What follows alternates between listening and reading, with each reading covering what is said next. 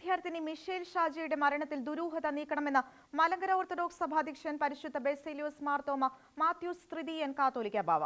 5 വർഷം പിന്നിട്ടിട്ടും ക്രൈംബ്രാഞ്ച് അന്വേഷണ റിപ്പോർട്ട് സമർപ്പിക്കാത്തതിൽ ശക്തമായി പ്രതിഷേധിക്കുന്നതായും പരിശുദ്ധ കാത്തോലിക്ക ബാവ അറിയിച്ചു.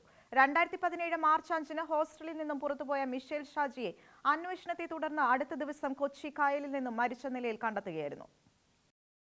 മിഷേൽ ഷാജി ദുരൂഹ സാഹചര്യത്തിൽ മരിച്ച് 5 വർഷം കഴിഞ്ഞിട്ടും ക്രൈംബ്രാഞ്ച് അന്വേഷണ റിപ്പോർട്ട് സമർപ്പിക്കാത്തതിൽ ശക്തമായി പ്രതിഷേധിക്കുന്നതായി മലങ്കര ഓർത്തഡോക്സ് സഭയുടെ പ്രധാന മേലധ്യക്ഷൻ പരിശുദ്ധ ബസേലിയോസ് മാർത്തോമ മാത്യൂസ് തൃതീയൻ കാതോലിക്ക ബാവ അറിയിച്ചു.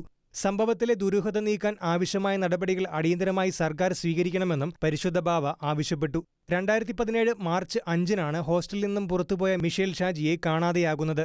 തുടർന്ന് നടത്തിയ അന്വേഷണത്തിൽ കൊച്ചി കായലിൽ നിന്നും അടുത്ത ദിവസം മൃതദേഹം കണ്ടെത്തി. കൊച്ചി കലൂർ പള്ളിയിൽ നിന്ന് മിഷേൽ പുറത്തിറങ്ങുമ്പോൾ പിന്തുടർന്ന യുവാക്കളുടെ ദൃശ്യം CCTVയിൽ നിന്ന് പോലീസിന് ലഭിച്ചിരുന്നു.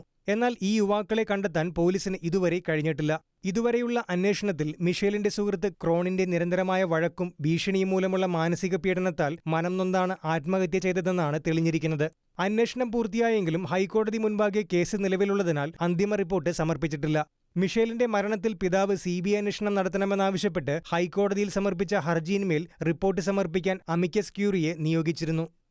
ഷെക്യാന ന്യൂസ്, കോട്ടയം.